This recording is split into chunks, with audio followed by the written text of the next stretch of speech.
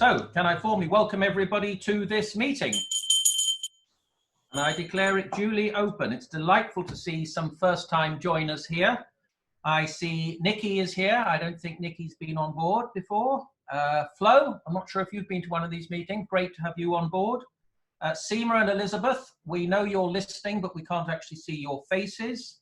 Sean and Amy, it's great to see you guys. David Formosa, it's good to see you. And if there's anybody else who I've missed who is joining for the first time, a very warm welcome to you. And of course, to all our many visitors.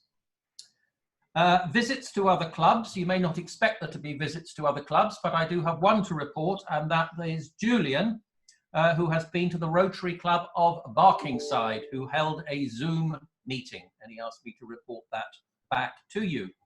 I also want to mention that this evening, the Rotary Club of Barnet have secured as their Zoom speaker the Honourable Member, the Right Honourable Teresa Villiers, MP for Chipping Barnet, recently Secretary of State for the Environment and previously for Northern Ireland. She is going to give that club an update on what's going on in Parliament and take questions.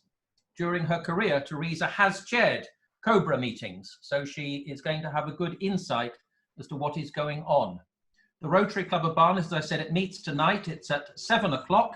If any Rotary Club of London member wishes to attend that, you just need to contact Brian Coleman, our Assistant District Governor, and you will find his details, of course, in the district handbook. All right, birthdays. We have one birthday this week. Mahmoud Ahmed, I've seen you on here somewhere. Yes, he's here. Yeah, I'm here. Thank you very there much. You are. Myself, actually. Right. Listen, I have a notional Rotary pen for you. All right. It's the same notional pen everybody gets every week. I've only got the one, but that's a notional pen for you, and a very happy birthday from all of us. Okay. I haven't got a very recent update on Noam. I did tell you last week that Noam Tamir was very ill, but subsequent to that meeting, I was told that he was getting better. I have no further updates than that to offer you, unless anybody has an update on Noam. No. Okay. Vasi, you wanted to say a few words, so if you unmute yourself, the floor is yours. Thank you very much, Tim, President Tim, fellow Rotarians. I just wanted to say that I had a wonderful surprise Zoom celebration on the 23rd, and I'd like to thank everybody who came on Zoom to wish me happy birthday and sing and toast to me. This was definitely a very memorable day. I mean, it's a memorable year with this coronavirus, so I'm not going to easily forget this. And I was very moved with your flowers and cards and text messages, and those who couldn't come on Zoom, you phoned me. So you actually made my day. And I felt very happy, and thank you so very much for really celebrating it and joining it with me. Thank you very much. Thank you, Vasi. Thank you. Okay, turning to charity matters, one of the things we can continue to do is to give money to charity. And I have two letters to read out to you. The first is from Noah's Ark Children's Hospice. On behalf of all at Noah's Ark Children's Hospice, I would like to thank you for a further £2,500 donation. We are humbled by the response we have received from the Rotary Club of London during this very worrying time. Most paediatric departments in London hospitals have now closed and are transferring their children to Great Ormond Street. From there, Noah's Ark is now operating as a step-down facility, helping children to leave Great Ormond Street and ultimately to go back home during this time of crisis. We're opening up 11 bedrooms for children and their families within the Ark to help those facing social or clinical emergencies, meaning that we are supporting the NHS whilst helping so many seriously unwell children through this unprecedented period.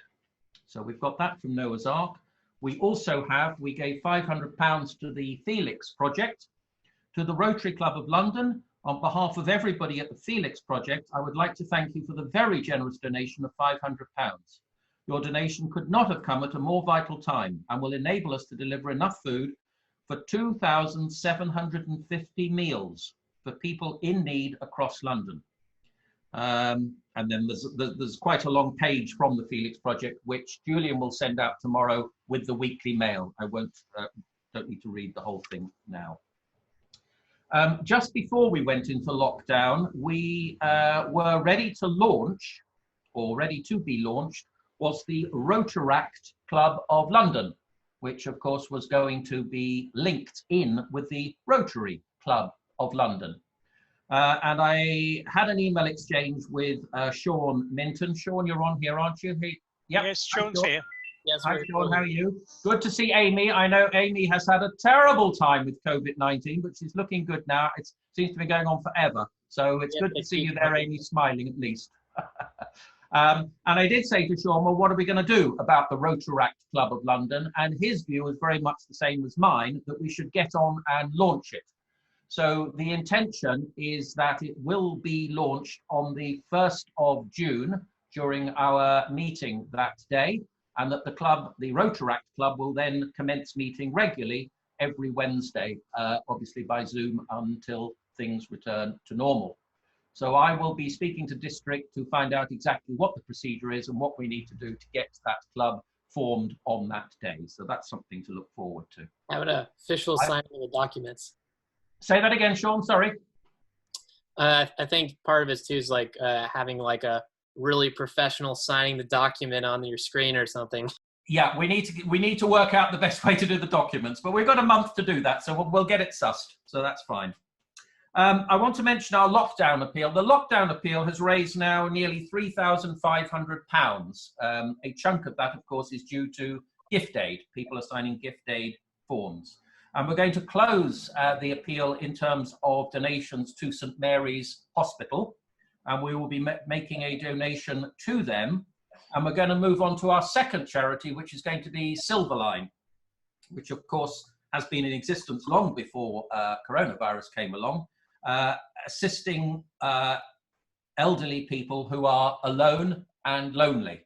And I would imagine they are being absolutely swamped with calls at the moment.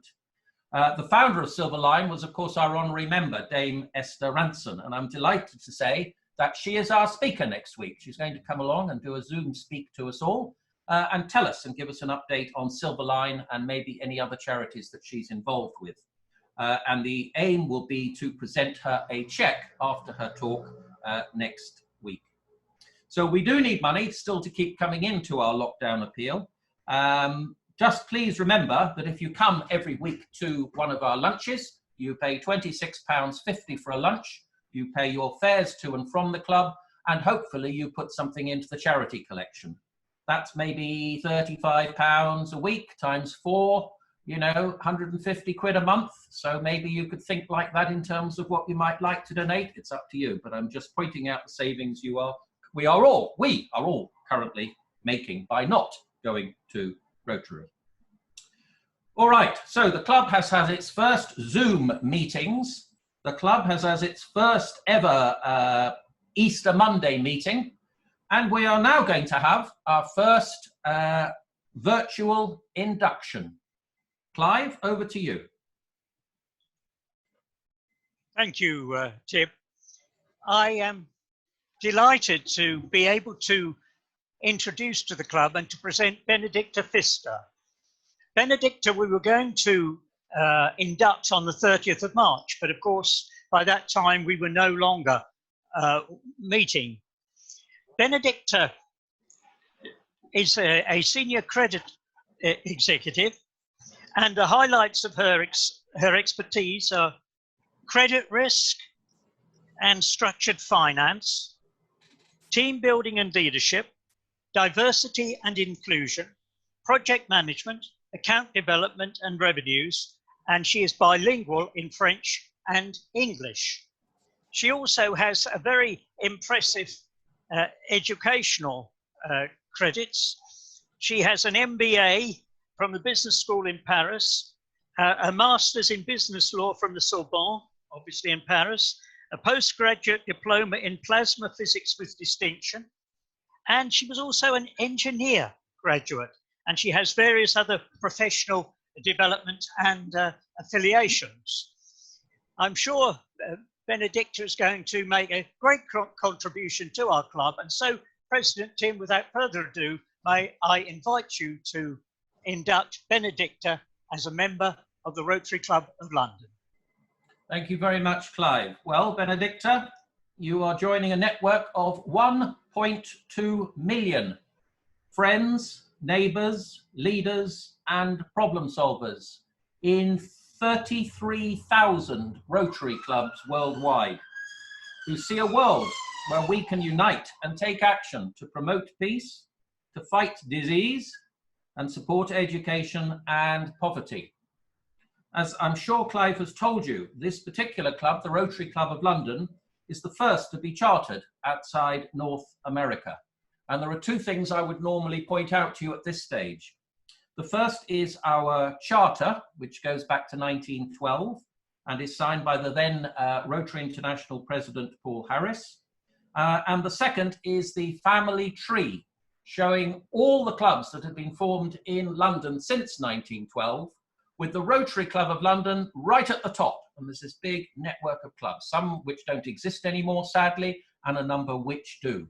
So I would say to you, Benedicte, as soon as we do get back, goodness knows when it will be, but as soon as we're back at the club, do go and have a look, please, at those two things which are on display at the end of the top table.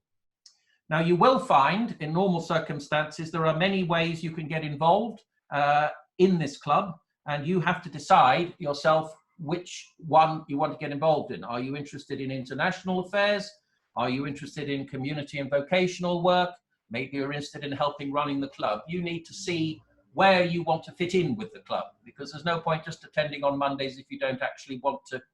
Well, for your own sake, you're better to get involved in the club and its activities. So that's something you'll have to work out as and when we return to normal. So I just want formally to welcome you to the club. I hope you enjoy your time with us and you manage to contribute to our goals and to your goals. Is there anything you'd like to say, Benedicte? Can you hear me? Yes. Yes, we can hear you. Yes. Thanks. Yep. No, I just wanted to thank you very much. I'm indeed a French citizen. I'm now British as well. I've been in the financial area for a long time now, and I'm very grateful and honored to be welcome in your club today. I mean, I became familiar with the Rotary Club through both my step-parents and my best friends, and they were parts of the Rotary Club for a long time in France. So I'm very happy to join you today. Thank you very much. Fantastic. Well done. Brilliant. Warm welcome to you. We are going to have the loyal toast. So if you can grab a cup of coffee, of tea, of wine, of water, or anything you can find near you, and let's remain seated and drink our loyal toast to the Queen. Queen. Fantastic. And now it is time for our speaker, Timon. Timon Colegrove has been introduced by Anthony Newton, who will be doing the vote of thanks today. The title of Timon's talk is Protons, Not Photons, Another Way to Beat Prostate Cancer. Timon recently exited after 35 years as the CEO of a multi-million-pound SME in Oxfordshire. His passion is creating happy places of work, encouraging colleagues to be themselves so the business and the people thrived. And clearly his business has thrived, but that's not what he's here to talk about. He is here to talk about prostate cancer. So without further ado, Timon, the floor is yours. Thank you, Mr. President. Mr. President, ladies and gentlemen, members of Rotary Club of London. It's a delight to be here, and thank you very much for inviting me to attend this, this meeting. So, interestingly, the summary that the President has just given about me, it's very connected with my journey of late. I was exiting my business, I've met somebody, my life was going through major change, and just before I signed for the sale of my business, I thought, I'm going to have a medical check. I thought it would just be a wise thing to do. I hadn't had one for several years, given the pressure of work. I'd been there for 35 years or so, and I really felt that I wanted to just to check that everything was fine. And indeed, everything was fine, except I had a slightly raised PSA, prostate-specific antigen, something I'd never heard of before. It was 5.4, where for a man of my age at that time, aged 56, it shouldn't have been greater than 4. So I was referred to go and see a consultant. And there my journey started. I went to see the consultant and I had no symptoms. And this is the thing. This is, just to put this into context, 129 men are newly diagnosed every day in the UK. That's nearly 50,000 people, men, a year. One man dies of prostate cancer every 45 minutes in the UK. And they say by the year 2030, prostate cancer will be the most diagnosed of all cancers in the UK. 1 in 8 men are set to get it. If your ethnicity is Black African, then it's 1 in 4.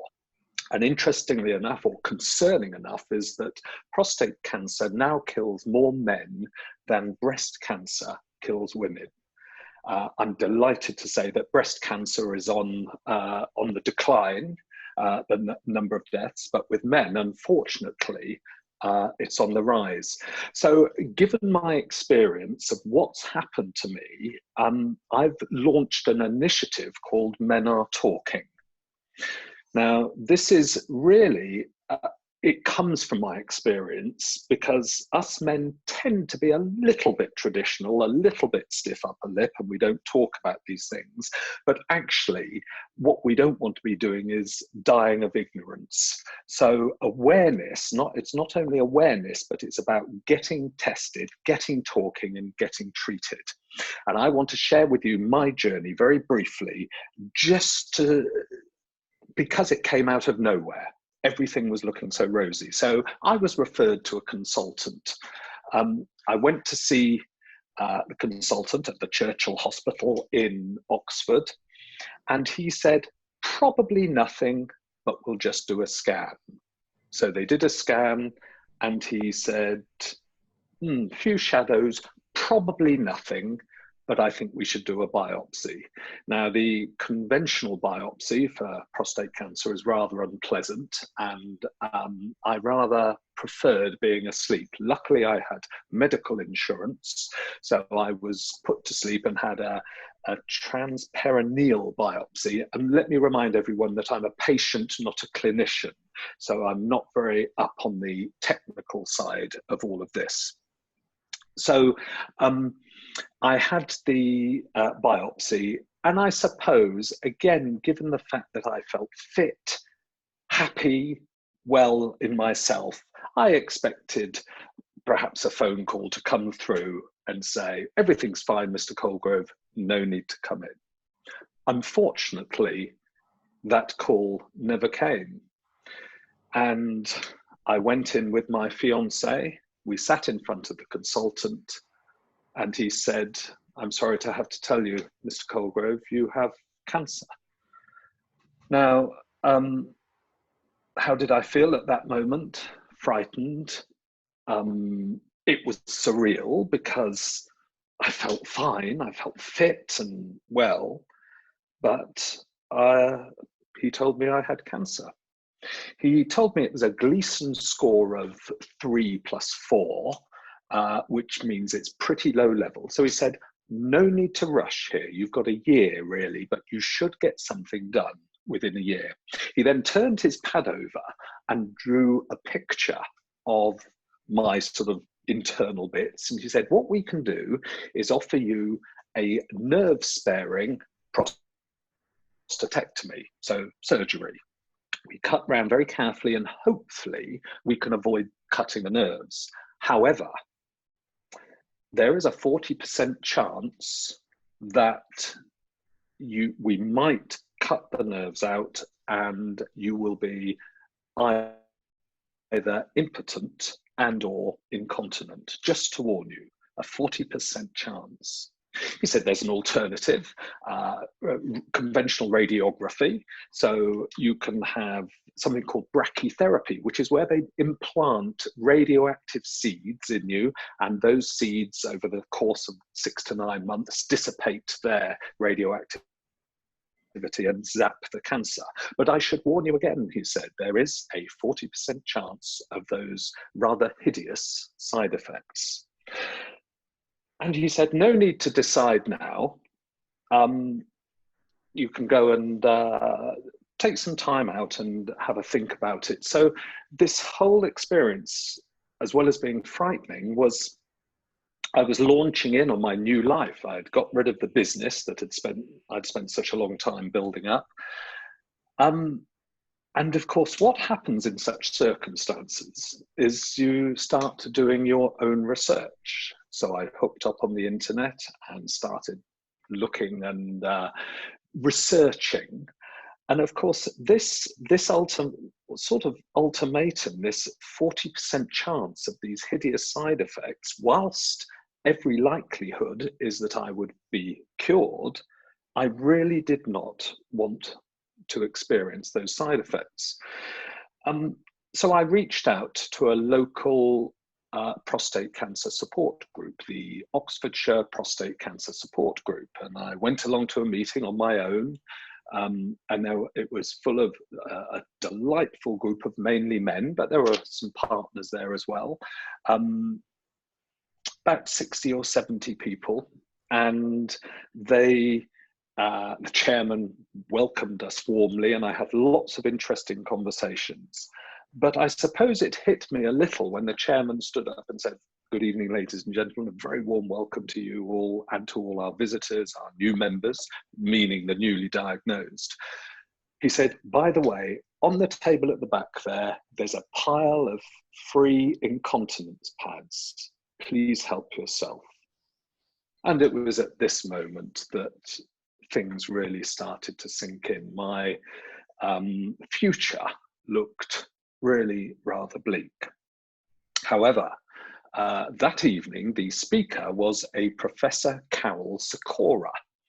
He has been on the news a lot recently talking about the implications of COVID, COVID, the virus, on the fact that doctors' referrals are now some 80% down, which is really rather worrying, because it means that people are going to be overloading the national health once we've got rid of this pandemic.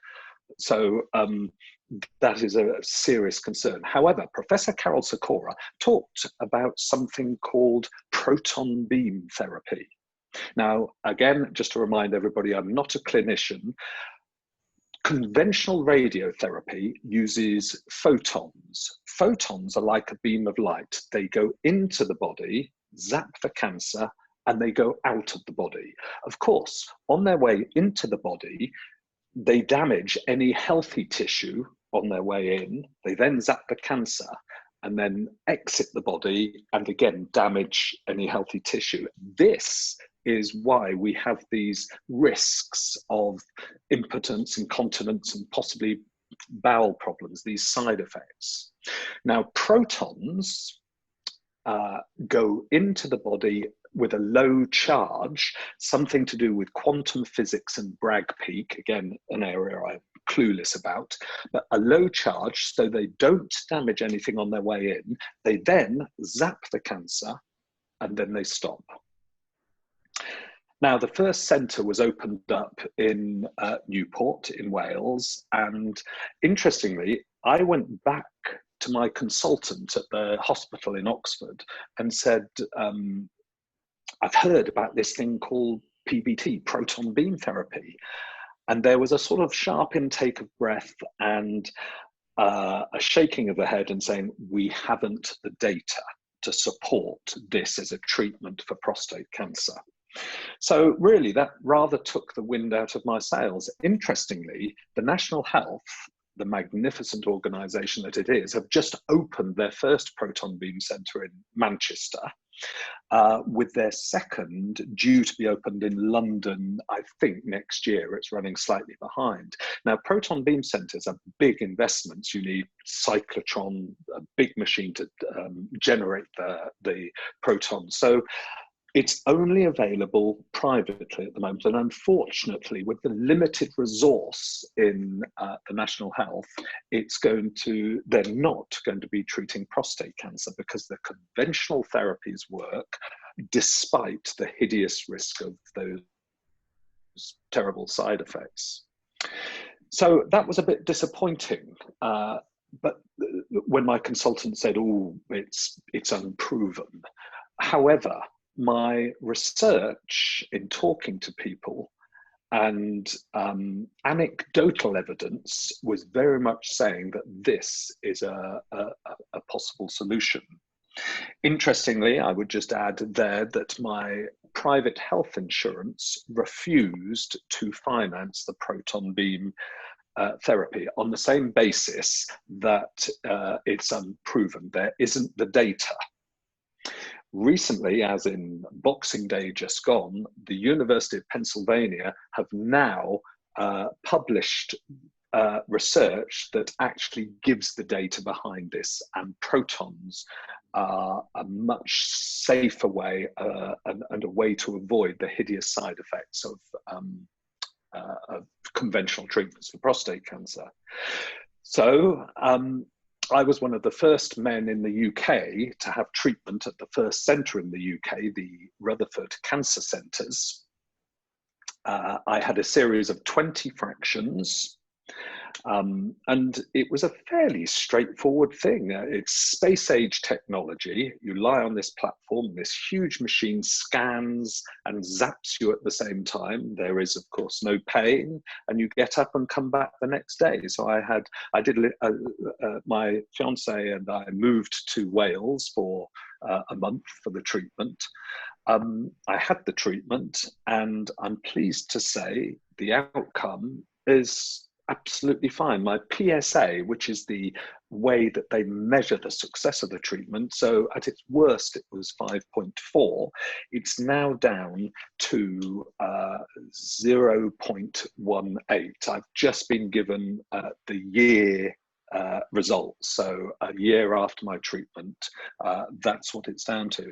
Now, the reason I'm out and about telling people about this, and I've been going to various Rotary clubs, prostate cancer support groups, and any other groups. I'm quite anxious to talk to women's institutes and things like that, because this is such an important learning. I've got this thing where I believe that men, you know, young men are in their 50s, 60s and 70s. I've decided that in your 80s, you're middle age, and 90s is pushing towards older age. Why not? Why shouldn't we choose that attitude? You know, that I know it's easy to sit here and I get the aches and pains. I picked up a box recently and pulled a muscle, and that muscle will take, I don't know, weeks to recover.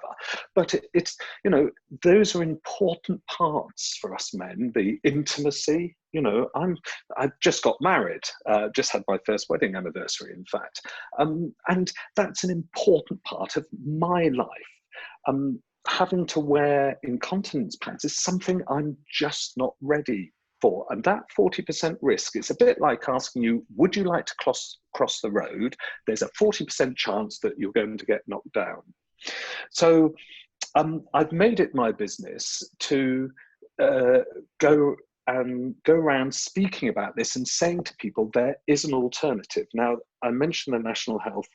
They don't offer it currently as a treatment. Maybe in 10 years' time, it might be as a treatment for prostate cancer, but it's really saved up. The proton beam facilities in the National Health are saved for more difficult to reach tumours in the brain, the lungs, and for younger people.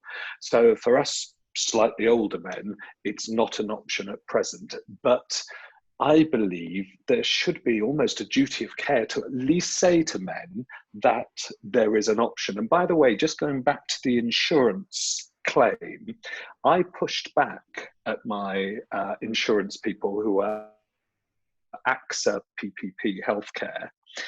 And they said, well, I tell you what we'll do, we'll pay towards the cost of conventional treatment. So I got a tranche of money which I could use towards that. And I feel a little bit aggrieved here because I have had absolutely no side effects at all. So consequently, the possible treatment for the hideous side effects has been negated by the fact that I had proton beam therapy. I visited my GP not so long ago and told him about proton beam therapy, the treatment I'd had, and he said that he has no end of men in who have had the conventional treatments, and he then has to do the follow-up treatments for all the side effects.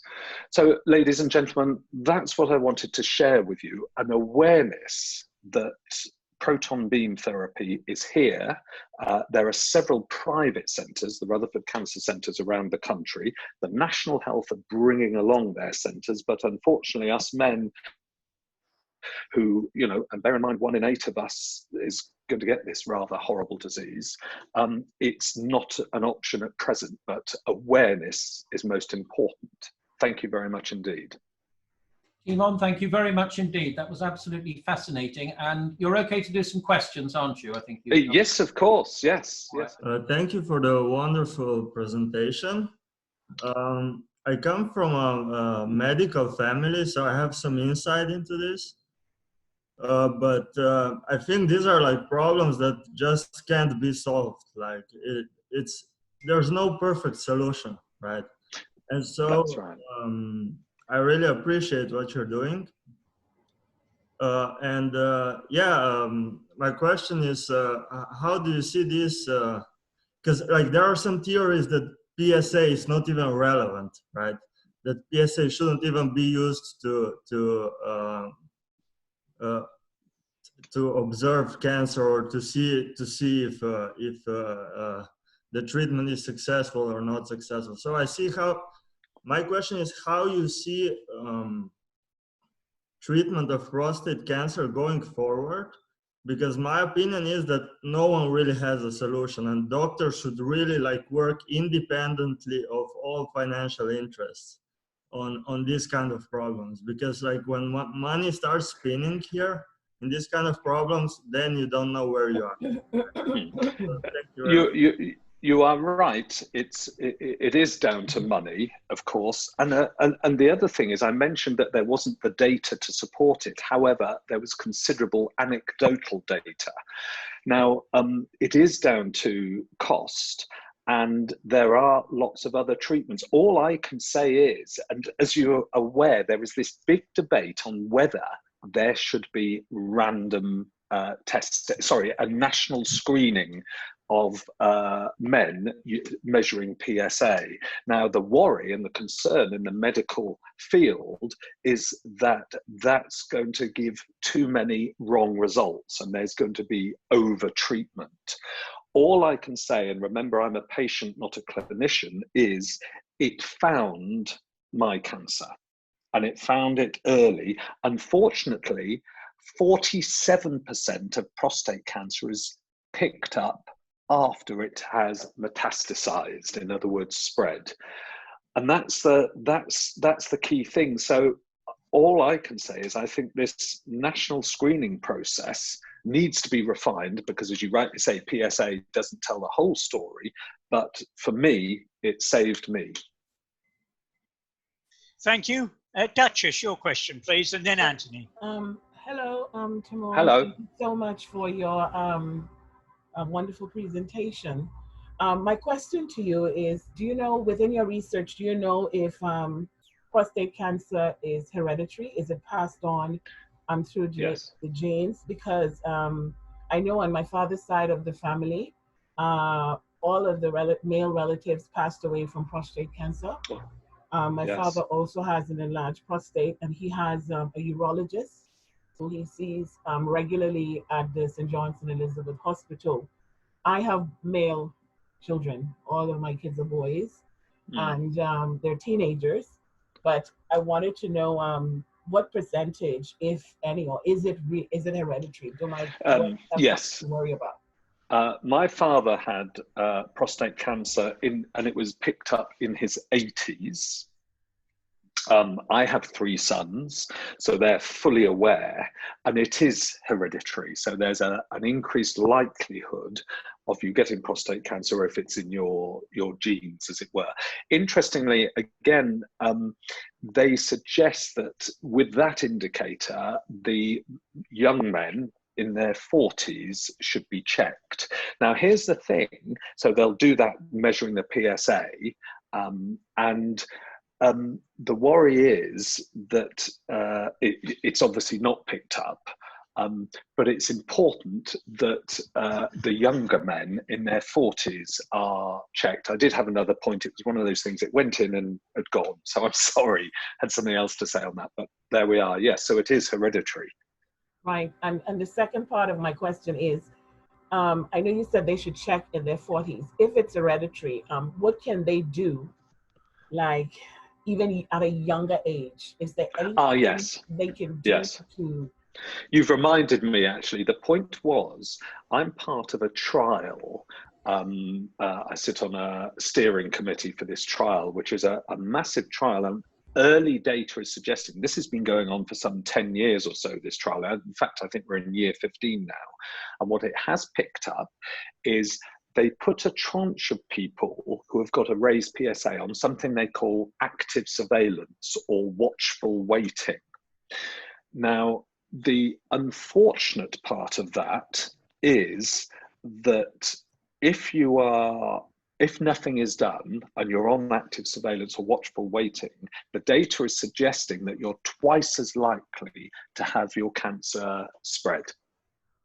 So no action is really not an option. I'm hoping for my children who are in their mid-20s, that I'm hoping that by the time they get into their 40s, technology, solutions, new solutions come. I would mention that proton beam therapy, I had 20 fractions.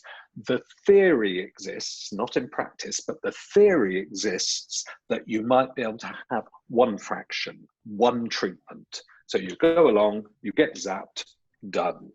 So fingers crossed for the future. Thanks. Anthony Newton, please. All right, am I unmuted? Yeah. Okay, yeah. Timon, thank you very much for that. I'm interested to know, do you have a religious faith which helped you through this, or how did you deal with anxieties and fears? Goodness me, what a question. Can I come to the religious bit subsequently? But the first bit was, if you bear in my mind, I'd met somebody, so I was engaged to be married, and this fear of impotence for a man, and this is why I'm doing these talks, men are talking. You know, ever since we were in our early teens, men, you get erections through the night, in the morning. That's perfectly normal, and we have to start talking about these things. I had, as part of my therapy, 1.5 doses of hormone therapy. The idea being, hormone therapy reduces the size of the prostate and makes it easier to target, again, to avoid the collateral damage. However, a side effect of the hormone therapy is lack of libido. It takes away your testosterone. It takes away your drive. And that hit me hard, because part of being a man, for me, is being not only intimate, but also when we get a bit frisky with our partners, if I could say that. I know it's a delicate subject to touch on, but to lose that undermined my confidence. And actually, I did have a little bit of counselling just to help me through that. So it did affect me in that way. And to answer your second question, whilst being a big fan of the Book of Common Prayer and the 1662 prayer book and all of that, I have become an atheist. Okay. Thank you very much. Next question. I'm looking for questions. I have to. Next to you, Harry. Harry. Okay, Harry. Okay. Good afternoon, everyone. Good afternoon, Timon. Hello, Harry. I am actually a prostate cancer sufferer, and I've been through a fair raft of treatment over the years. I developed this, I think, in the 70s, and then for almost no, it was late 90s, and then for 19 years, nothing. I was clear, everything was fine. I had a radical prostatectomy, which means I did have surgery, and I did have some of the effects you've described. Then it came back, and about a year ago, my PSA was going a bit high, and I was off, and I was prescribed something called abiraterone, which adds to the sort of side effects and risks which you get when you have already taken on a certain type of treatment, which mine was an injection every 3 months. So I went and had CyberKnife treatment, which I presume is the same thing as your proton beam therapy. You lie on a bench. They have a custom-made mattress for you, so you don't move around. And after I had it, my PSA went right down to 0 something. That was in May. Good. Are we talking about the same thing, Timon? No, we're not actually. Okay, fine. Mine was again, CyberKnife.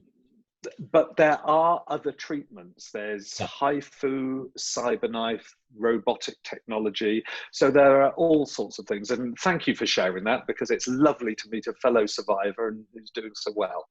I just want to explain to you with the CyberKnife that they zap you, the large equipment looks like an X-ray or a couple of X-ray machines, and they dance around your body. And when I came away, my reads were down to 0 point something, which was wonderful. And it kept me going till about now, but my reads have started to go up again. So I'm probably back to square one. I can have a further CyberKnife treatment. This, by the way, is done at Mount Vernon near Watford. But providing the problem is not in the same place. If it's somewhere else, I could have it. So that's where I am at the moment. Right. Okay. Well, you might want to, for about £250, you can meet a consultant from the Rutherford Cancer Centres, maybe for a second opinion. Okay. Okay. Thank you. Yeah, Hugh, would you like to unmute yourself and put your question? Is that better? You're unmuted now. Okay, carry on. Yeah. Anthony mentioned about anxiety. But 20 years ago, I had a PSA. It went 22. You can imagine the height of my anxiety.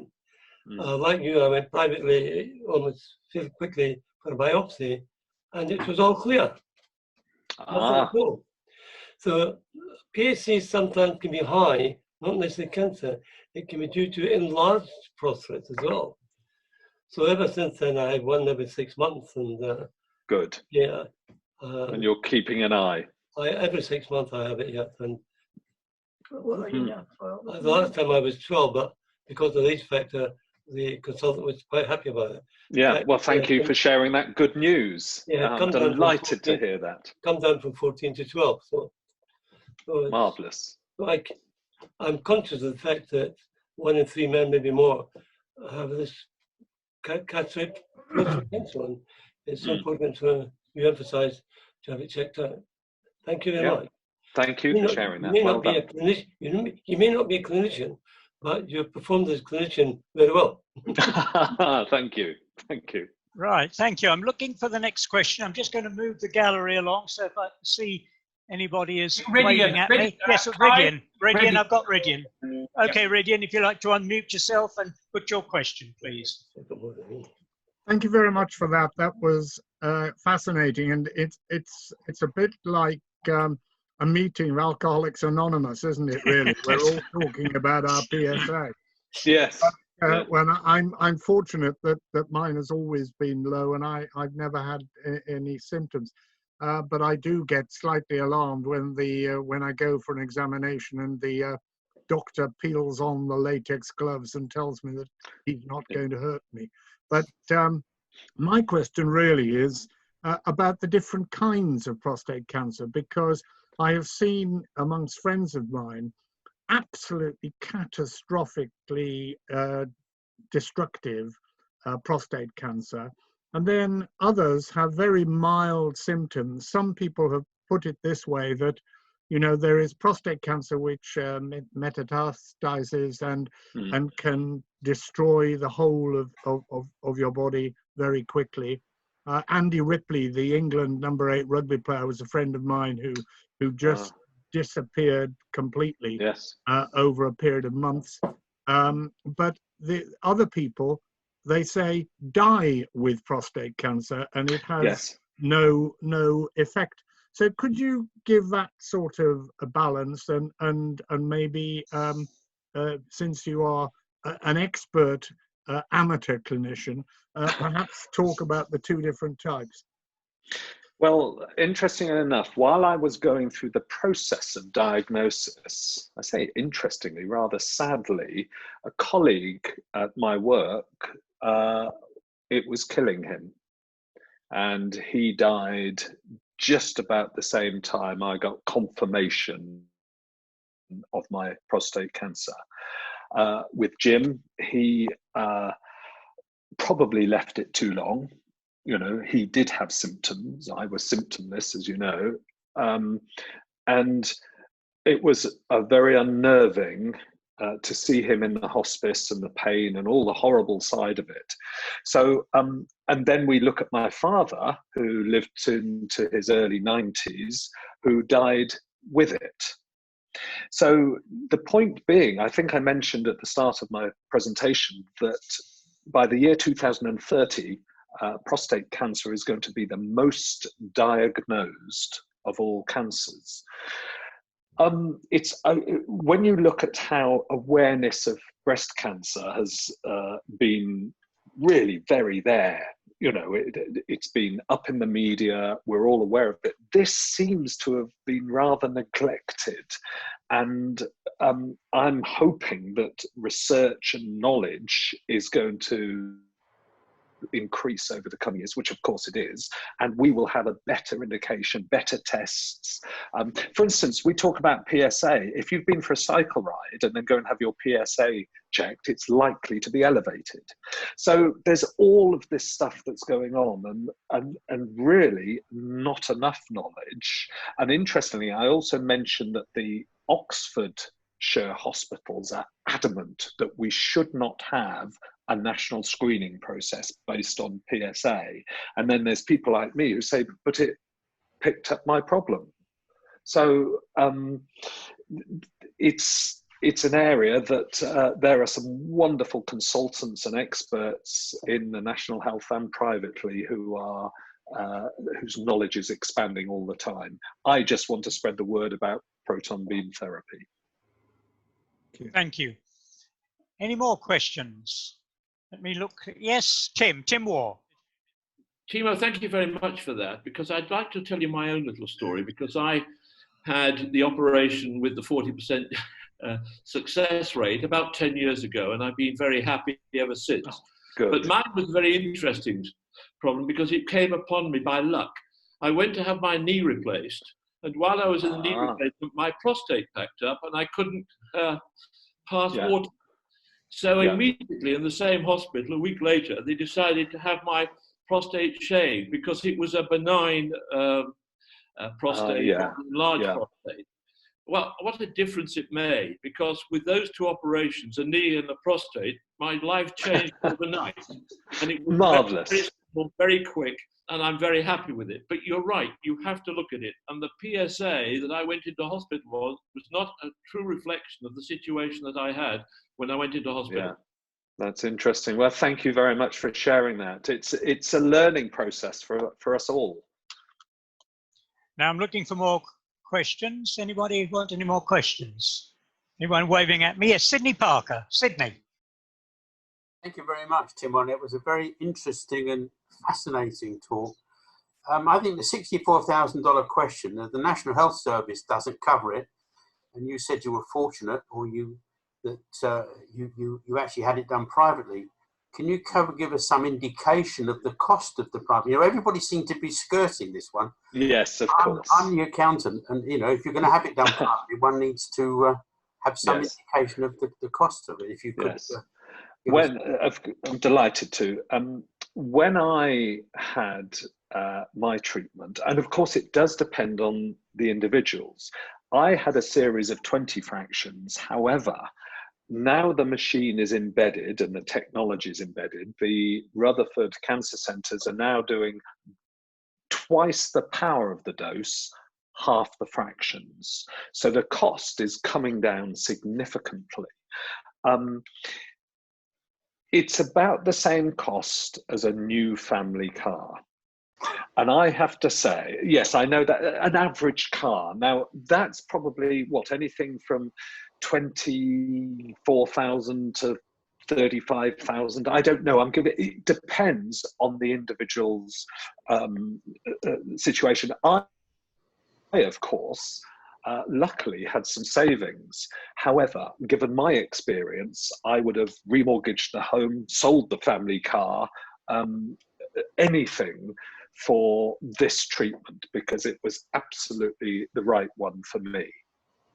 Thank you very much for that. Appreciate it. Thanks. Thank you. Anybody else got any questions? Can I see anybody waving at me? I'll just look through on the other pages. Anybody got? Jeanette, you would like to ask a question? Yes, please do. Yes, please. Thank you, Timon.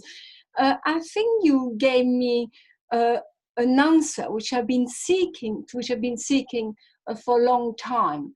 Back in 1998, my mother had proton therapy in Paris by the CNRS, Centre National de Recherche Nucléaire, for an eye, a cancer in her eye. The specialist said, we can't do anything, I'm afraid. Said, oh, she's got private insurance. I think we can. Can you bring her to Paris, please? I said, okay, I will. And she had the treatment, a successful treatment. When in the past few years, for myself or family members who've had to live through the big C, as soon as I mentioned proton therapy, consult said, that doesn't really work. No, it doesn't really work. I thought, not for your type of cancer. But it worked for your cancer. It worked for my mom's cancer. And then I was told, but don't worry, because we're following a European protocol as far as cancer is concerned. Therefore, if your cancer was easily treatable through proton therapy, of course we'd be thinking about it. And I remember thinking, well, I'm not sure they can think about it. I said, are you going to send me back to France? Because there are two centers in France, Paris and Nice, and there's also one in Switzerland, which is not too far from where I come from, but there was nothing in England. And they said, oh no, the data is not there. Now, you mentioned the data. Is it a throwaway answer, which is supposed to stop us from asking any questions? Because if my mum had a treatment over 20 years ago in France, surely there must be quite a lot of data available in Europe, because there are quite a few machines in Europe, aren't there? Yes. Well, of course, being cynical, a surgeon who's trained all his life likes to cut. That's what he does. That's what his brilliant skills are used for. A conventional radiographer likes to deliver photons because that's what they've trained for. So it's interesting, actually. It reminds me, and members of the Rotary Club might remember, back in 2014, a young 4-year-old Asher King was whisked away from Southampton Hospital to Prague, where the parents were arrested for taking the young boy away from the Southampton hospital because they wanted to give him what they felt would work, which was proton beam therapy in Prague. eventually the Southampton hospital relinquished and said, well, as long as you pay, which the parents did pay. And Asher King, I'm pleased to say, is a healthy 10-year-old lad now. So again, it's the same thing. It's this newfangled stuff, newfangled technology that comes in. And if you'd like to see a machine in operation, you can YouTube it. There are pictures of this space age technology, but it takes time. And of course, with the utmost respect to the old guard, you know, there are new things that are coming in. And of course, the data will be there in 10 years' time for prostate cancer. However, I didn't really have that to spare. I wanted it now, and I took the risk. Thanks. Ona, you have a question, I believe. Yes, I just want to quickly ask, what's the best way to start getting checked? So easiest way, to be honest, yeah, because it's a bit difficult, I think. Yes. Well, us men have to push it, and you will find that some GPs, depending on your age, will say no. Now, I believe age 50 and over, you have a right to a PSA test. If you're under 50, then you may have to do it privately. But what is really key is awareness, that us men talk about this and we get tested and we keep an eye, because catching it early, remember 47% catch it too late. Yeah. Okay, thank you very much. And Colleen, I think you have a question. Thanks, Clive. Thanks, Tim. How closely, Tim, do you work with the program for mammograms and breast cancer? Because if I look globally from developed countries, it's taken many decades to actually get breast cancer in the public psyche and programs of happening in public hospital. So there's a lot of lessons already to be learnt about that from breast cancer. And so what is, because I think in the UK, breast cancer opportunities for screening don't kick in till at least you're 50 or even older. So ladies, you can check me on that one, but so I'm interested to hear why they should be kicked in for prostate cancer when you're under that age. So over to you. Thank you. Well, this initiative comes from my lucky escape, and because I feel it's really important to share this. So I've been rather foistering myself upon Rotary clubs and groups because I want to get the message out there. There's Prostate Cancer UK who provide a website full of information. I'm just, the proton beam side is not mentioned. And that is my concern, and that's why I'm trying to get out, just to get out there to say to men, there may be an alternative for you. There may be. And unfortunately, the National Health don't mention it. They won't, you know, and I really feel it'd be good to say, look, I should let you know that there is another treatment available. It's not currently available on the National Health, but you may want to look at it because it gives you that chance of avoiding the side effects. Thank you. Any more questions? Yes, I think we have one here. Mention one more thing about the cancer being hereditary. In my case, it was my father had it, but my brother didn't. So it doesn't necessarily follow. Right. Could I just ask a question? Yes, please do. First of all, I'd like to thank Harry Simmons for letting me join the meeting. I'm not actually a Rotarian, although I've been along to several of your meetings. I'm actually a Freemason as well, so I don't really have the time. And I must admit that I'm a semi-retired NHS and private general practitioner. And I would like to say that lecture that we had was absolutely fantastic for somebody who's not medically qualified. Can I also say I just mention one or two things which I think are important, if I may? Please do. First of all, if you're over 50, and you don't have a family history of breast cancer or cancer of the prostate, then in my opinion, every man should be examined both rectally and if necessary, and also a PSA, and if necessary, an MRI.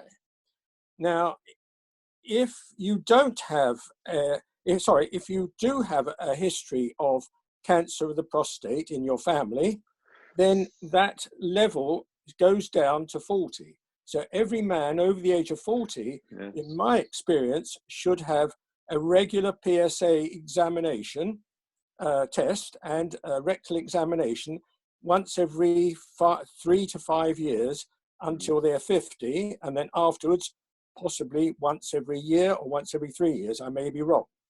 However, I'm not a consultant. I've been to a lot of meetings on this, and the problem with the medical profession is that it has to act on evidence-based medicine. Now, this is where the problem lies. We have what they call guidelines, which they're almost like tram lines.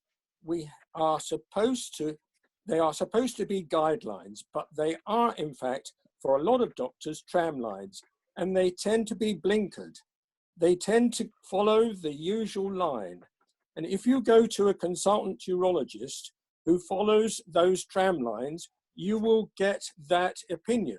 He will say to you, you will need an operation, you have a 40% chance of getting problems, that's all I can do. It's a bit like Chinese medicine. In this country, the doctors are not very keen to introduce or think about traditional Chinese medicine in the same way. The traditional Chinese medicine people may in fact have something to help you. However, that's a different subject altogether. But all I really want to say is that if you think you have a problem and you've seen your GP and you've seen your consultant, there are, I must say, Timon has got it, hit the nail right on the head. As a practicing GP and have an interest in complementary medicine, I must tell people they must go through all the avenues that they can to try and self-help themselves.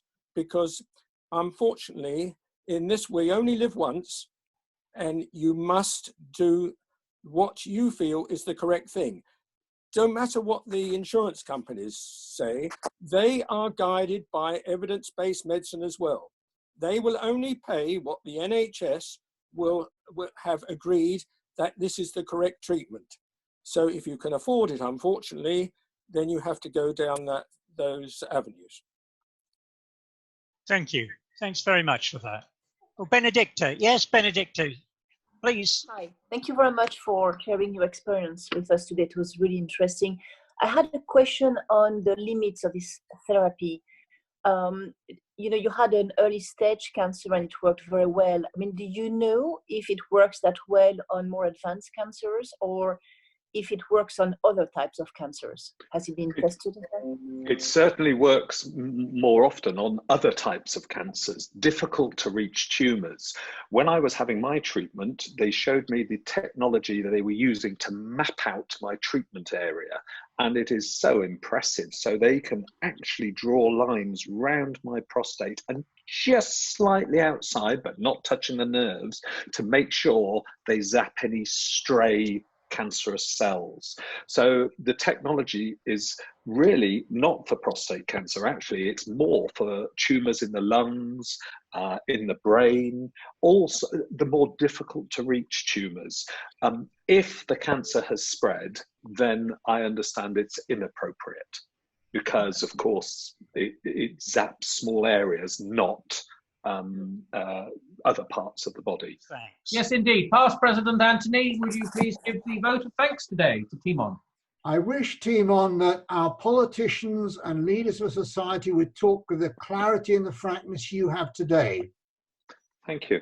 Your talk has been wholly admirable on all levels, including the honesty with which you've spoken about yourself and your anxieties. I wish you luck and success in conveying your message as widely to as many people as you possibly can. You've been a terrific success today, as is clear by the interest and the response you've had from all of us. So thank you very, very much today, Timon, and perhaps you'd show your appreciation, please, in the usual way. Thank you.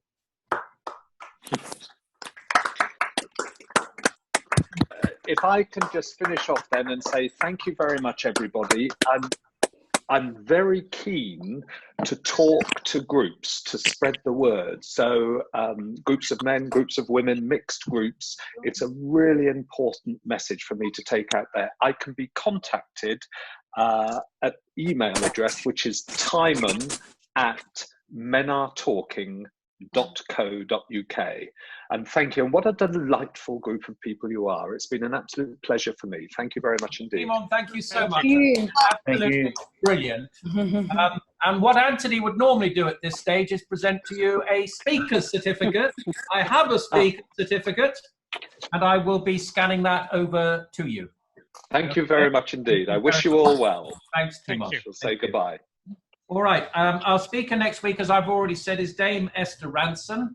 Colleen has already, in the Zoom chat, asked a very good question, and that is basically based around the fact that there are a number more lonely and isolated people at this time. Is there any reduction in their training? Because in order to work with Silverline and to be a counsellor or whatever they call it, you do have to go through a reasonable amount of training. And she has asked, it's not a question we're going to deal with today, it's a question for Dame Esther next week, if there is any shortcut or quick element to that training that can be undertaken. Okay, please, please, please remember the lockdown appeal. I've got a list of people who have given so far, and a lot of people have given £100. Now, £100, of course, represents 1 month's worth of your normal Rotary expenses. We are now getting to week 4 of Zoom meetings, so those that have given £100 might like to consider giving another 100. Thank you very much. Can I now ask you all to raise your glasses to our final toast, Rotary and peace the world over. It's the world over. Thank you very much. I'll see you next week, and that is the end of our meeting.